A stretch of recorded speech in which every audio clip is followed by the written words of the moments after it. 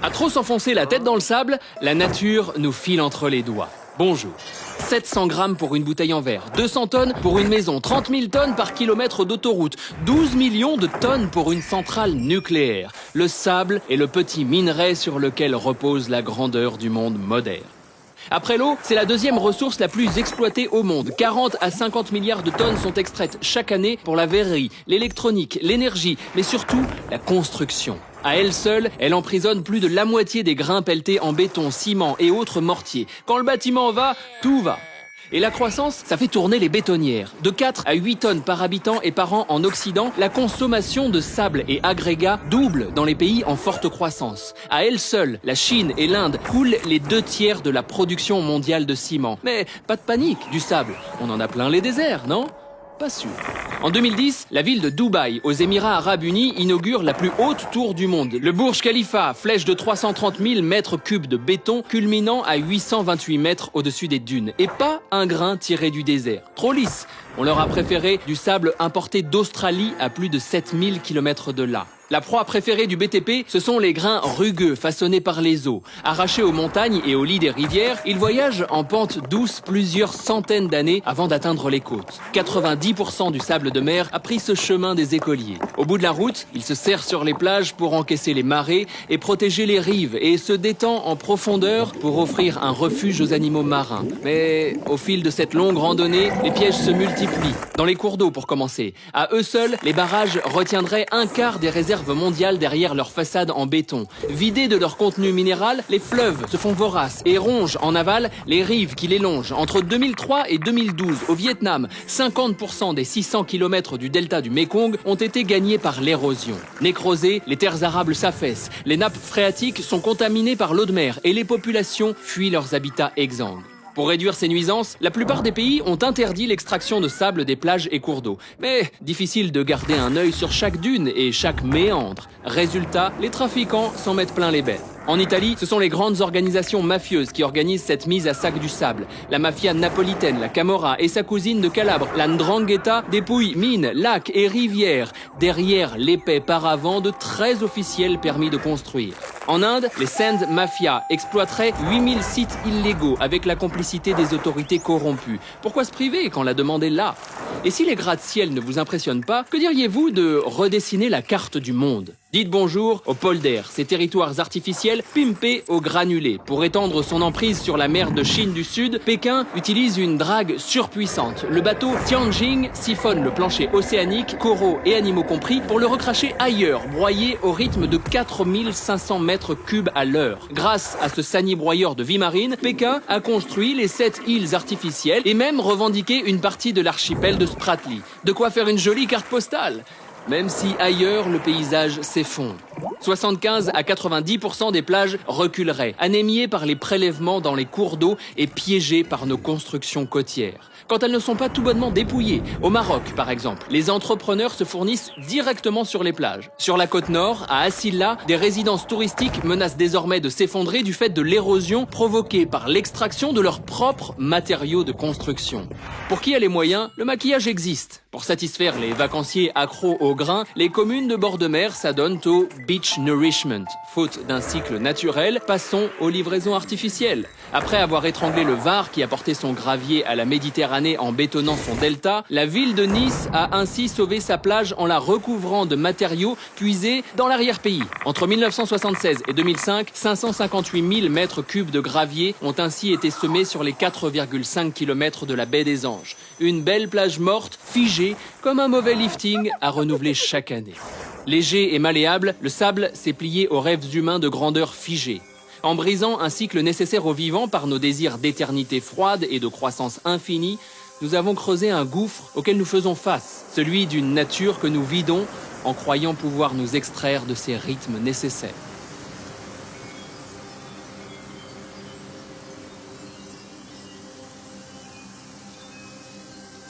Joël Zask, première.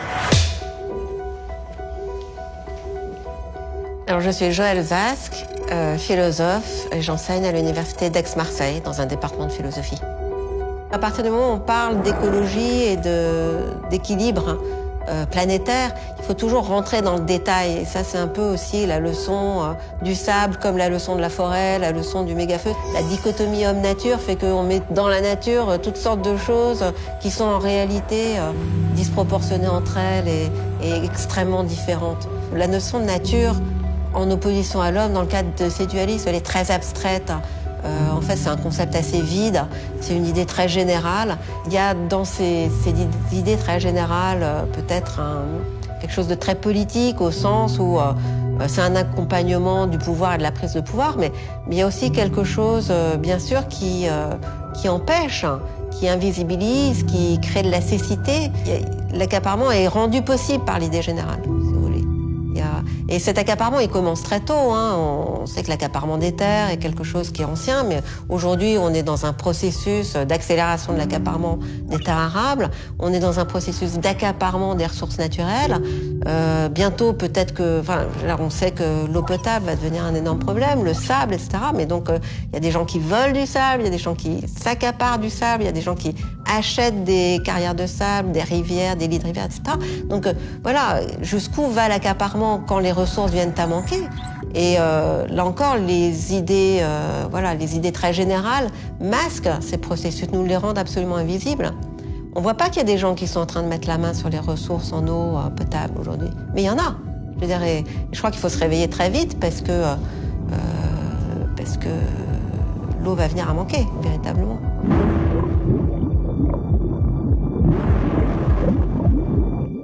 Il y a effectivement une forme, disons une vision positive de l'Anthropocène, une vision positive de la catastrophe, avec l'idée que finalement, il y aurait dans l'histoire humaine et dans la nature humaine de quoi faire face. On aura toujours, pense-t-on, la possibilité non pas de réparer la situation, parce que la théorie de la catastrophe veut qu'il n'y ait pas de retour en arrière, mais en tout cas de s'adapter, de s'ajuster, de trouver des nouvelles solutions, de trouver des nouvelles technologies, etc., etc. C'est le cas, par exemple, en ce qui concerne les méga-feux. Clairement, le discours suivant lequel on va trouver des solutions pour limiter les feux, pour les éteindre, pour les juguler, pour les contrôler, elle est très, très présente et justifie d'ailleurs des investissements énormes en termes de milliards de dollars en faveur de ce qu'on appelle le complexe industriel du feu. Et ce complexe industriel qui absorbe d'ailleurs les budgets de la forêt, des parcs naturels, ce complexe, en fait, il se révèle complètement vain. On l'a vu là récemment, il y a encore 15 jours en Californie. Les pompiers, les forestiers, les services des forêts ont dit on ne peut pas lutter contre ces méga-feux.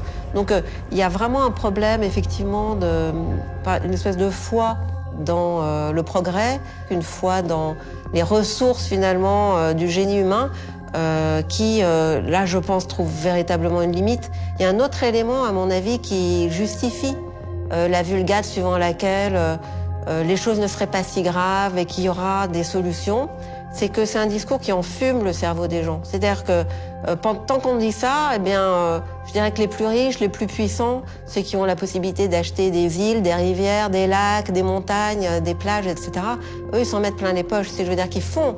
Je veux dire, les gens les plus puissants ont, quant à eux, une claire conscience du fait qu'on va dans le mur.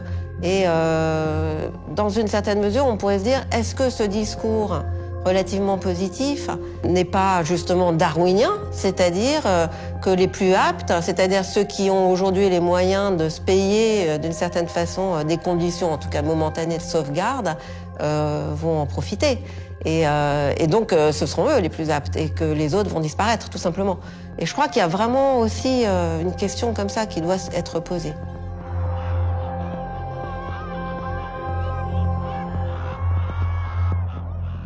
L'idée dominante d'une exploitation rationnelle de la nature était destinée, d'une certaine façon, à faire sans la nature. Avec l'évolutionnisme, une certaine vision de l'évolutionnisme, on pense vraiment que la nature va vers une fin bien déterminée et que la compréhension de cette fin, à savoir l'épanouissement complet des facultés humaines, en particulier des civilisations avec un grand C, suppose que finalement on puisse se mettre à la place de la nature, qu'on puisse dominer tous les paramètres. C'est comme ça, par exemple, qu'on a transformé complètement l'agriculture. L'agriculture industrielle, elle naît de la croyance qu'on peut faire sans le sol. C'est-à-dire qu'on va transformer, enfin, disons, on va remplacer le sol par une soupe d'intrants, par des produits chimiques, parce qu'on sait de quoi est fait le sol. Enfin, c'est complètement faux, on n'en sait rien du tout. Et la preuve est là aujourd'hui, c'est qu'on a détruit les sols. Et donc, on détruit aussi des conditions de survie et de subsistance humaine, et animale d'ailleurs. Mais voilà, qu'on peut vraiment remplacer les processus naturels par des processus technologiques et technocratiques. Et donc la situation catastrophique des forêts, la situation catastrophique de l'agriculture, la situation catastrophique de la santé aussi, en termes d'obésité, en termes de malnutrition, en termes de malbouffe, etc.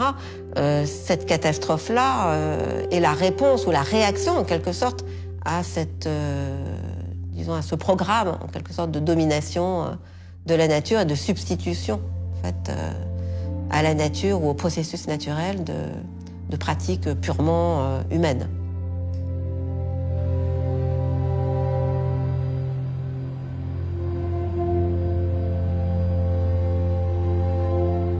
D'une manière générale, ce que l'homme fait à la nature ou ce que les hommes font à la nature, ils le font aussi aux hommes. On ne peut pas faire une dissociation, effectivement, entre la relation à la nature et la relation à autrui. Ce sont toujours les mêmes paramètres qui entrent en cause. Et donc, la relation à la nature, elle est nécessairement politique.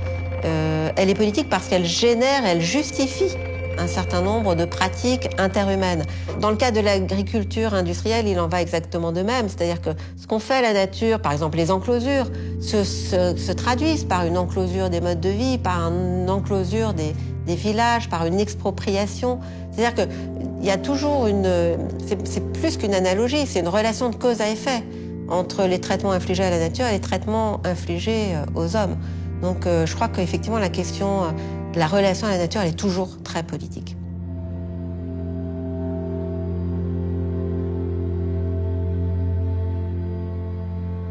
Le régime de la domination de la nature, qui est aussi un régime de domination des processus économiques et donc des interactions humaines, c'est un régime effectivement où personne n'est libre de son action, ce qui se traduit par une division extrême des tâches, ce qui se traduit par des agences d'évaluation qui vraiment, en l'occurrence, s'infiltrent dans absolument tous les domaines de l'existence humaine, que ce soit d'ailleurs la recherche, l'université ou le travail industriel, le travail administratif, etc. Donc on est tous soumis à des agences d'évaluation, des formes de crédit en quelque sorte, sur lesquels on n'a aucune prise.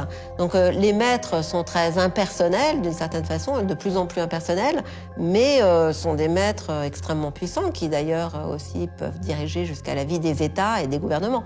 Les gens conçoivent, si vous voulez, leur épanouissement à travers des activités privées, mais pas du tout à travers des activités publiques. C'est-à-dire que les lieux où il serait possible d'exercer sa citoyenneté sont microscopiques, voire totalement évanescents et supprimés. C'est-à-dire qu'on va penser la citoyenneté comme une sphère des débats, comme de la communication, comme de l'échange d'idées rationnelles, comme de la discussion, etc., d'où le grand débat public et toutes ces choses-là. Alors que, en ce qui concerne par exemple les gilets jaunes et les ronds-points, d'une certaine façon, tout ça n'a aucune importance. Ce qui compte, et ils le disent eux-mêmes, c'est qu'ils se retrouvent sur un rond-point, et que ce rond-point, ils en font un village, ils en font un lieu de vie, ils en font un lieu de partage. C'est ça qui crée aussi la vie démocratique et la citoyenneté qui se réalise dans la création concrète d'un vivre ensemble, c'est-à-dire d'un lieu de vie, y compris, qui inclut évidemment le fait de manger, de boire et de s'abriter, de se chauffer, etc. C'est ça qui fait le ciment aussi entre des citoyens, si vous voulez, et qui crée des vraies conditions d'égalité. Mais c'est ça qui fait complètement défaut. Et donc l'idée que la citoyenneté elle se réalise uniquement à travers la critique des gouvernants d'une part, et puis d'autre part à travers la discussion, en gros, une idée très très fumeuse, parce que effectivement elle autorise des inégalités matérielles absolument cruciales et telles que moi, je vois pas très bien comment on peut avoir des idées et participer à des débats si par ailleurs on meurt de froid ou qu'on n'a pas à manger. Donc voilà, il y a vraiment des problèmes comme ça, là pour le coup philosophiques et idéologiques qui sont très graves et qui nous ont coupé des solutions pourtant à notre portée qui consistent à cultiver son jardin. Voilà.